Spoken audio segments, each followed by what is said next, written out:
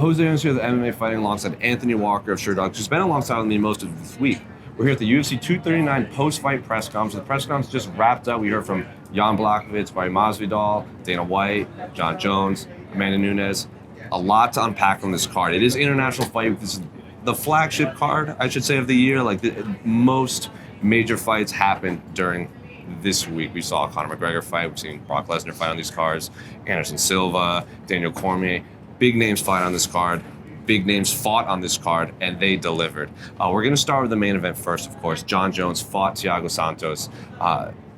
The fight may not have gone as many expected. People might have thought John Jones to blitz through Thiago Santos, who was coming up from middleweight, but it was 5 grueling rounds of all stand-up, which a lot of people have surprised. Thiago Santos, as we said, is an elite-level Muay Thai striker. John Jones has the wrestling background. He submitted a lot of people, all on the feet, a lot of kicks, a lot of spinning elbows. Were you surprised with John Jones' approach? Were you surprised with his game plan? And were you surprised with how the whole fight played out in general? I mean, I guess I should have been surprised, but I wasn't in a way. You know, my initial thoughts were that Jones was going to enjoy a round, maybe 2 rounds of stand-up with Santos, kind of play around like he normally does, and then you decide, okay, I'm going to take this to the ground and finish it there. And we saw him kind of do that with Gustafsson in their rematch. We've seen him do that to quite a few people, actually, to have a little trouble on the feet, or not even necessarily trouble, just be there and present that option, and then decide, okay, I'm done with this.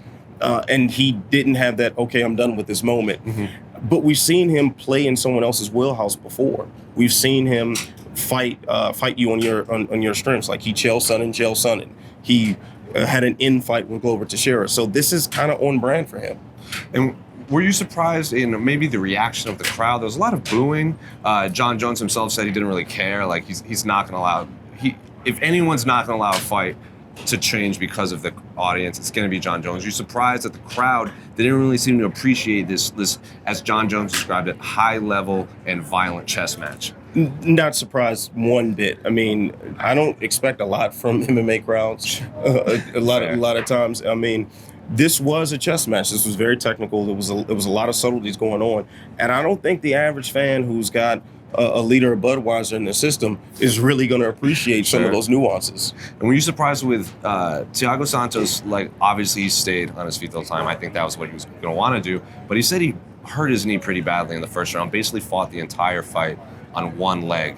Were you surprised that he could gut it out? And he survived 5 rounds with arguably the greatest fighter of all time without his biggest weapon. Yeah, that's a big deal. Even if you want to take the idea that John Jones wasn't taking it as seriously or didn't turn up the overdrive, he did it on one leg. I mean, one leg against the greatest fighter we've ever seen. That says a lot. That says a lot. I mean, Thiago Santos, at the very least, I think, has earned a lot of respect from naysayers.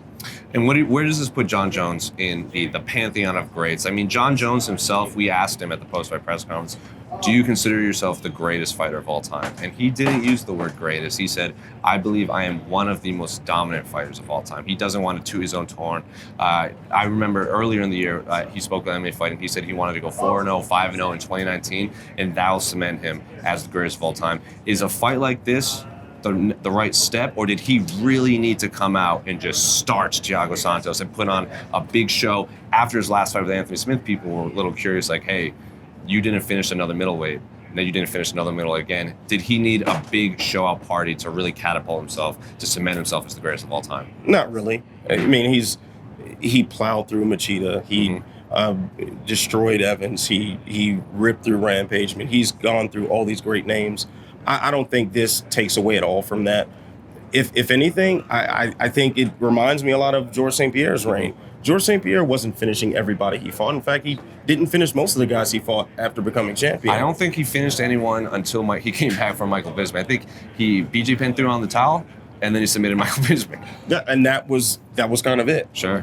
So I don't see why John Jones can't have a similar legacy and be considered the greatest of all time. And I don't disagree with you at all. I actually think John Jones is the most talented fighter I've ever seen inside the octagon. I think George is the greatest right now for the 2 weight classes. He cleaned out a division. I think if John Jones does go 4-0, 5-0, like he said, beats DC again, maybe wins the heavyweight title, he's the greatest. But for right now, I think he's the most dominant and most talented athlete I've ever seen inside the octagon. But we're going to move on to the co-main event. John Jones is who he refers to as his sister, not teammate. Holly Holm took on Amanda Nunes. Speaking of GOAT, a lot of people consider her the greatest female fighter of all time. Our own Casey Leiden was on the fence back and forth throughout the week. He seemed to still lean towards Ronda Rousey, but even he changed stance after watching this performance. Amanda Nunes starched Holly Holm inside 1 round with a violent head kick. Amanda Nunes said she expected Holly to be a little more active in there, move around a little bit, try and go in and out like she has done. But she was very surprised that Holly Holm was basically standing in front of her, and then she just found an opening, head kicked her, and finished her on the ground.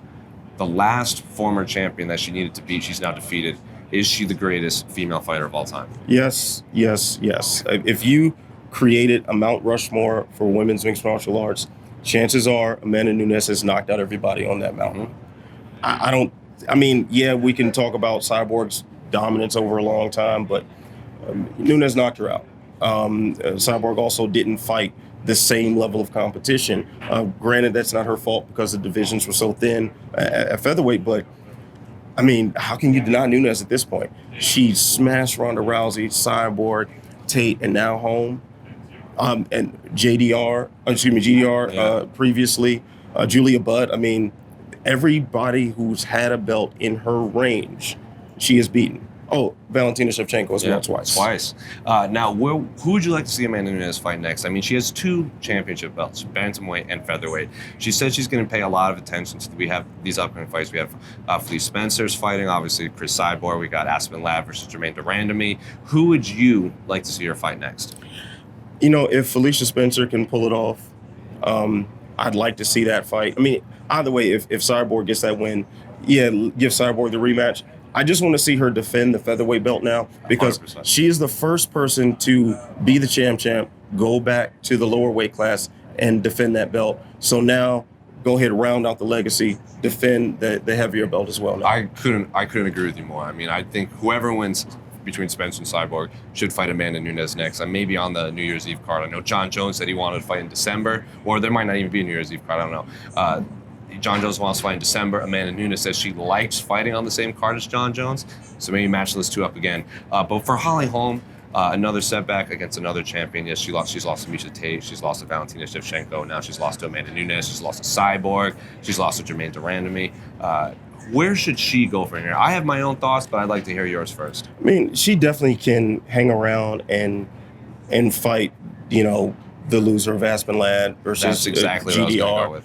But I don't really see the point in that anymore. I think she's putting herself pretty much out of title contention for either weight range. She's had unsuccessful bids at both belts. I say just call it a career. She's had a long, very successful career, and we were just a couple weeks back talking about Henry Cejudo's greatest combat athlete of all time moniker. Holly Holm belongs in that conversation. I think that's a legacy worth retiring on. And if she does want to keep fighting, and I never liked telling fighters they should hang it up, if she does continue fighting, I think she should fight the loser of Jermaine Durandamy and Aspen Ladd. She was already booked to fight Aspen Ladd. We spoke to her in LA.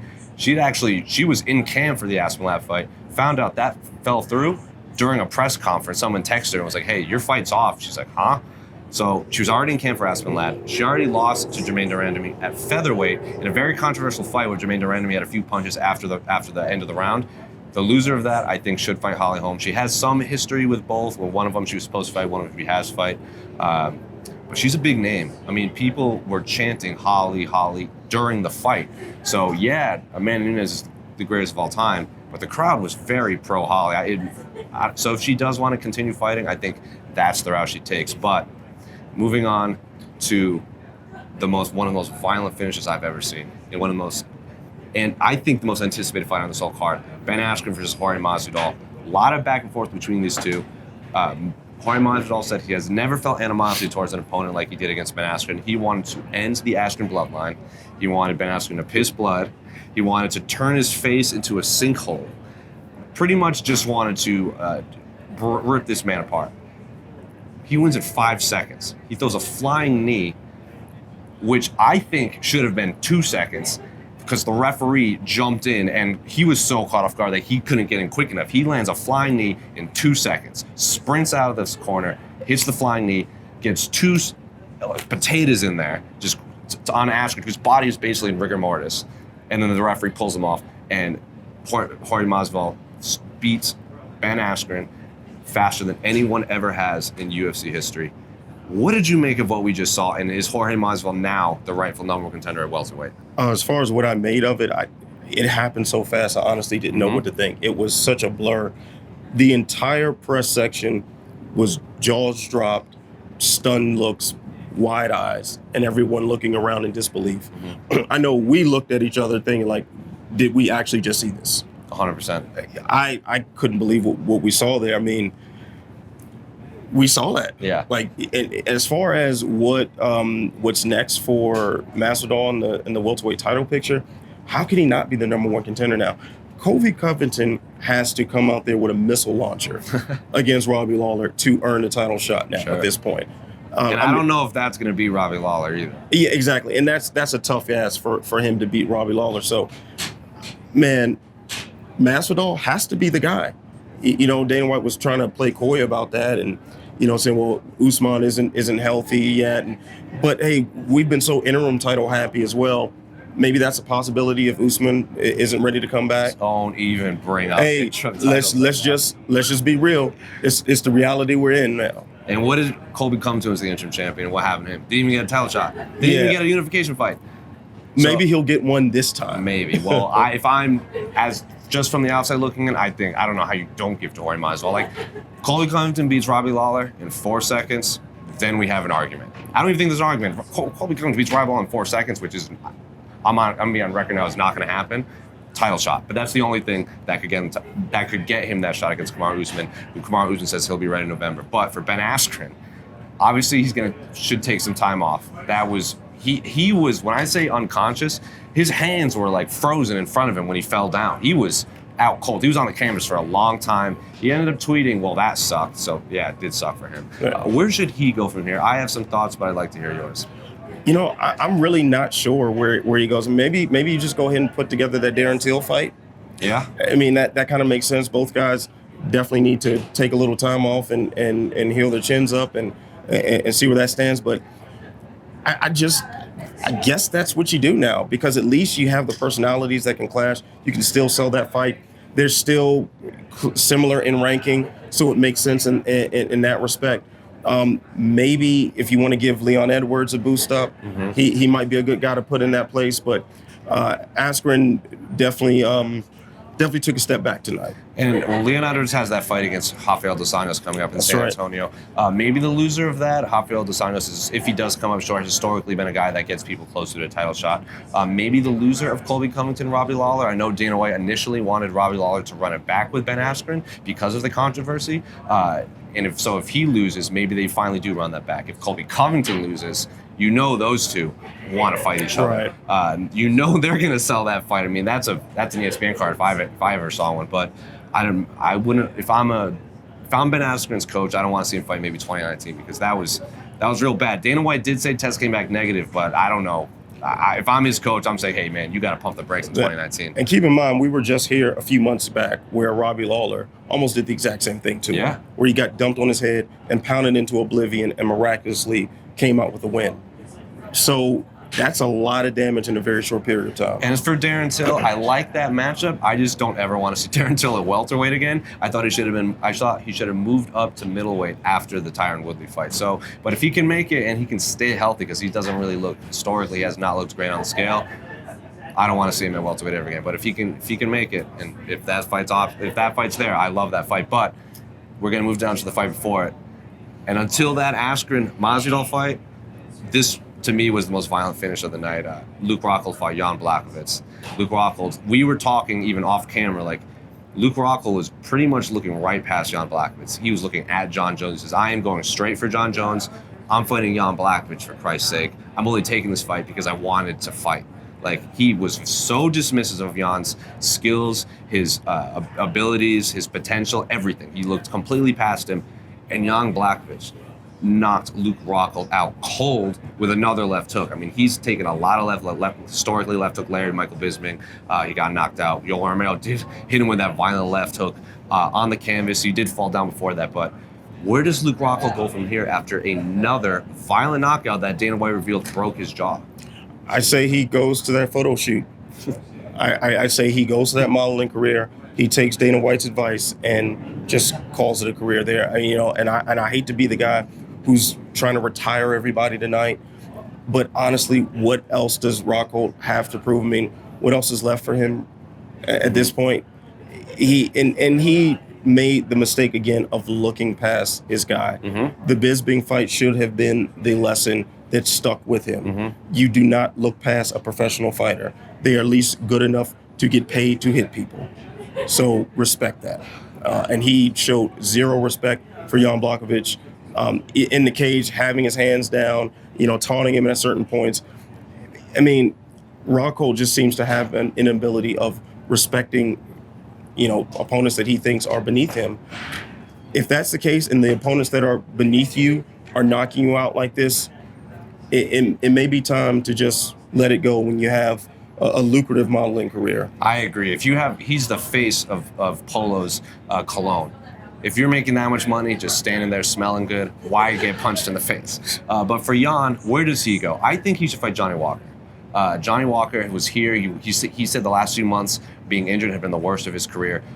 So someone asked him, John Jones, about Johnny Walker. He says, I'd like to see him fight someone that he wants to see him take a big jump up in competition because he's seeing what he's doing to these guys that are so low ranked. He wants to see if he can do that against someone that's the skill set is higher, because John Jones, like, if I'm fighting the same guy as Johnny Walker's doing, I'm doing spectacular things too. I think Jan versus Johnny Walker may not make sense in a ranking point of view, but I want to see that fight. I think it solves this if this dilemma of can Johnny Walker go toe to toe with these elite light heavyweights, if he can finish Jan Blachowicz in violent fashion like that. Like, look what happened to Thiago Santos. Mm-hmm. Thiago Santos goes out there, starts as Jan Blachowicz, he gets a shot against John Jones.